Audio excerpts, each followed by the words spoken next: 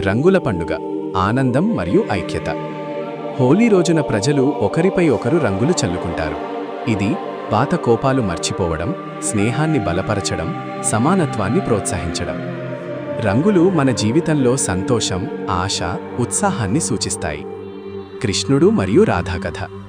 మరో ప్రసిద్ధ కథ ప్రకారం కృష్ణుడు చిన్నప్పటి నుండి నలుపు రంగులో ఉండేవాడు. రాధ తెల్లగా ఉండేది. కృష్ణుడు సరదాగా రాధా ముఖంపై రంగు రాశాడు. అప్పటి నుండి రంగులతో ఆడుకోవడం సాంప్రదాయంగా మారిందని చెబుతారు.